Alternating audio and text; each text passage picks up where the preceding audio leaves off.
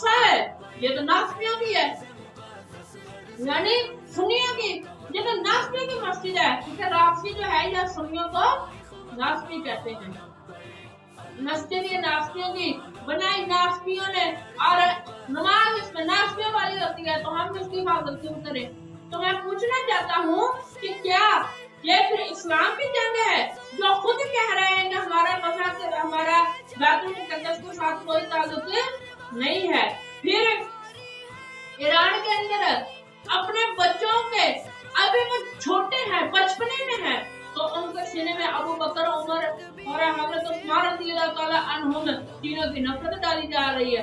कह रहे हैं जनाब ये हज़रत अबू बकर, हज़रत उमर, हज़रत उस्मान, ये सीधा नाम लेकर कह रहे हैं कातिलीन हज़रत फातिमा रज़ियल्लाहु ताला अन्हा है, उन्होंने हज़रत फातिमा को कत्ल किया। तो जो गुस्ताखे सहाबा हो, जो इस कदर दरिंदा सिर्फ इंसान हो, क्या वो इस्लाम की जंग लड़ेगा? क्या वो लोग इस्लाम की जंग लड़ेंगे जिन्होंने करबला के अंदर बुलाकर इमाम हुसैन को शहीद करवाया, रद देकर बुलाने वाला, ये लोग शहीद करने वाले, ये लोग हजरत इमाम हुसैन रज़ियल्लाहु ताला अन्हु के कातिल शिमर, वो इनका बड़ा हजरत मौला अली रज़ियल्लाहु ताला अन्हु का कातिल अब्दुर्रहमान इब्न मुलजिम, वो उनका बड़ा, तो वो शुरू से ही इस्लाम का दुश्मन है। कई लाख मुसलमानों को शहीद किया इन्होंने, तो क्या ये इस्लाम की जंग लड़ रहे हैं? ऐसा नहीं हो सकता कि कोई बंदा चार पटाखे इनके देख कर बुलावे वाला अकीदे को बदलना शुरू कर दे। हम दोनों हाथों में सलाम पेश करते हैं किबला इमाम जलाली को, जो उन्होंने हमें इतना महफूज नजरिया दिया, इतना महफूज अकीदा दिया कि दो चार पटाखों को देखकर हिलने वाला नहीं है। बिस्मिल्लाहिर्रहमानिर्रहीम। अभी दोस्तों, जैसा कि आपको पता है, पिछले दिनों में ईरान और इसराइल की आपस में जंग हुई, और कुछ लोग उसे इस्लाम की जंग कह रहे हैं। तो ये जो ईरान और इसराइल की जंग हुई है, ये इस्लाम की जंग है। इस्लाम की जंग किस लिहाज से कि इसराइल वो जुल्म कर रहा था गजा पर, तो ईरान ने हमला करके गजा वालों को बचाया, ये बात की जा रही है। जबकि ये सबको पता है कि जब तक ईरान के ऊपर नहीं बल्कि इसराइल गजा के ऊपर हमले करता रहा, ईरान ने कोई भी कार्रवाई नहीं की। ईरान ने उस वक्त तक कोई कार्रवाई नहीं की जब तक इसराइल ने ईरान पर हमला नहीं किया। और अब चूंकि जंग बंद हुई, तो ईरान और इसराइल की जंग बंद हुई गजा के ऊपर, तो अभी भी बमबारी जारी है।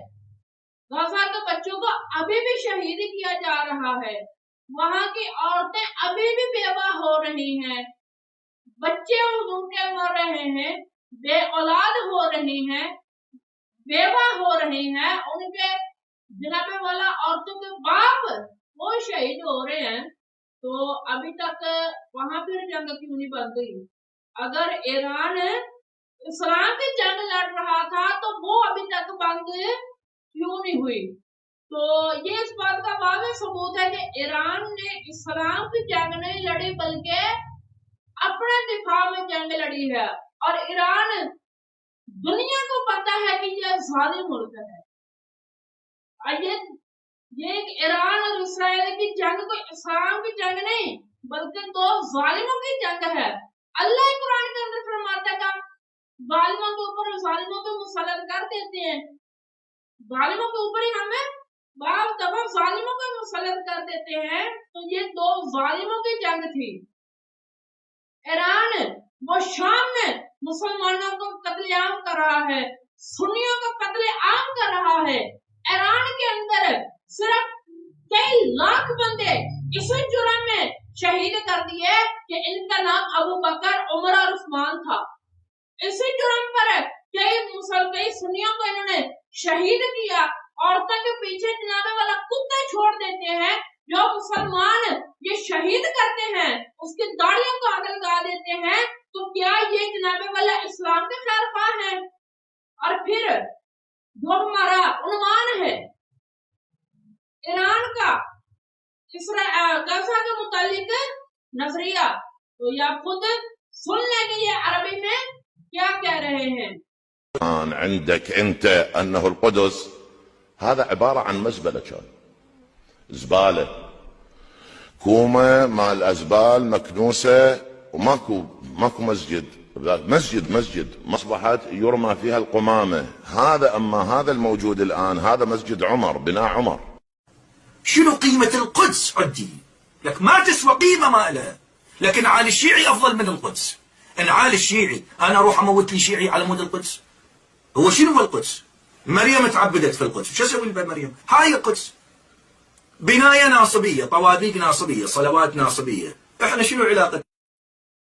تو جیسا کہ آپ نے سنا کہ یہ کیا کہہ رہے ہیں، یہ بکواس کر رہا ہے کہ مسجد اقصی جو ہے قدس بیت المقدس، اس کا ہم سے کوئی تعلق نہیں ہے، ہم اس کی حفاظت نہیں کریں گے، یہ تو عمر کی مسجد ہے، عمر نے اسے بنایا ہے، ہم اس کی حفاظت کیوں کریں؟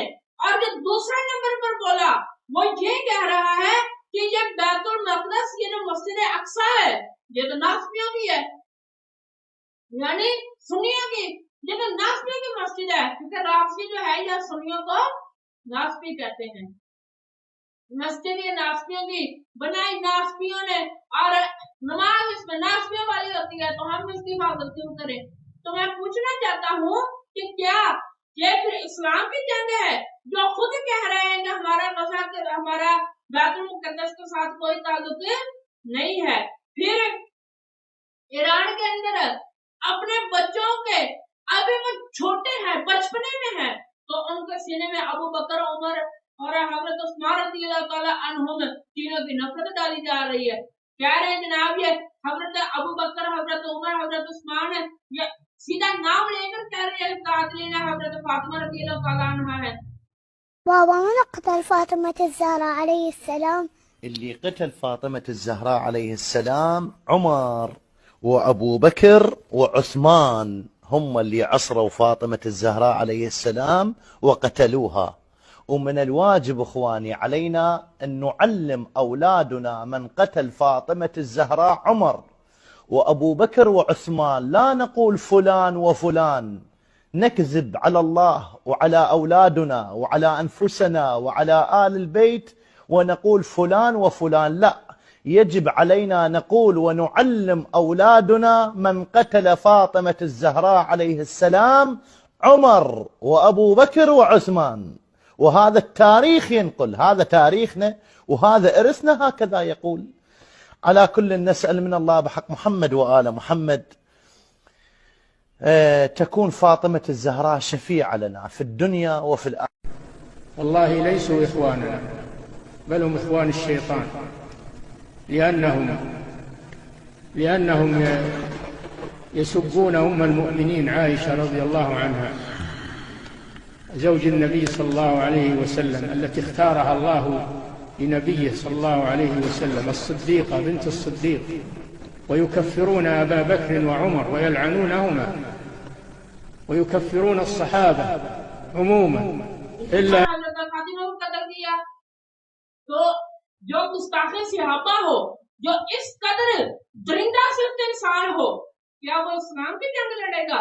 کیا وہ لوگ اسلام کی جنگ لڑیں گے جنہوں نے کربلا کے اندر بلا کر امام حسین کو شہید کروایا؟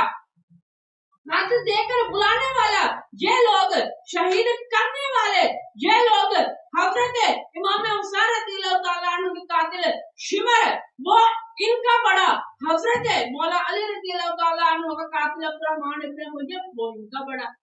تو جو شروع سے ہی اسلام کا دشمن ہے، کئی لاکھ مسلمانوں کو شہید کیا انہوں نے، تو کیا یہ اسلام کی جنگ لڑ رہے ہیں؟ ایسا نہیں ہو سکتا کہ کوئی بندہ چار پٹاخے ان کے دیکھ کر جناب والا عقیدے کو بدلنا شروع کر دے. ہم دونوں ہاتھوں میں سلام پیش کرتے ہیں قبلہ امام جلالی کو کہ انہوں نے ہمیں اتنا مضبوط نظریہ دیا، اتنا مضبوط عقیدہ دیا کہ دو چار پٹاخوں کو دیکھ کر بھیلنے والا نہیں ہے۔ پھر آگے چلیے، ایران کو اسلام کا خیرخواہ کہا جا رہا ہے، تو آپ پتہ کر لیں کہ ایران کے اندر یہودی الیکشن لڑ سکتا ہے، سنی الیکشن نہیں لڑ سکتا، مسلمان وہاں پر الیکشن نہیں لڑ سکتا، یہودیوں کو الیکشن لڑنے کی اجازت ہے۔ تو اگر یہ مسلمانوں کا خیر خواہ ہے تو یہودیوں کو حکمران بننے کی اجازت کیوں ہے؟ اینها اینقدر پررو هستن، در افغانستان باشون همکاری شد، در عراق باشون همکاری شد، در هسته‌ای هر تحمیلی کردن پذیرفته شد. بعد آقای بوش اومد با پررویی گفت ایران محور شرارت است. بعد از اون همکاری ها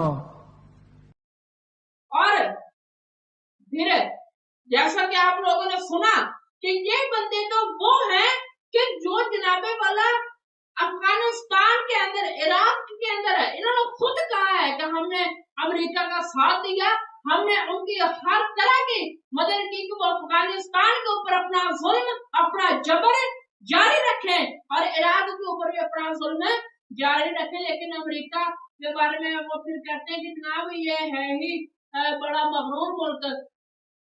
تو یہ ایران کبھی بھی، یہ میری بات لکھ لیں، تاریخ پڑھ کر دیکھ لیں، شیعہ نے کبھی بھی اسلام کے ساتھ کوئی بھلائی نہیں کی۔ یہ تو سور نے کتے پر حملہ کیا، کتے نے اپنا دفاع کیا، بس یہ جنگ ہے، اس کو ہر چیز میں اسلام کی جنگ نہیں کہا جا سکتا۔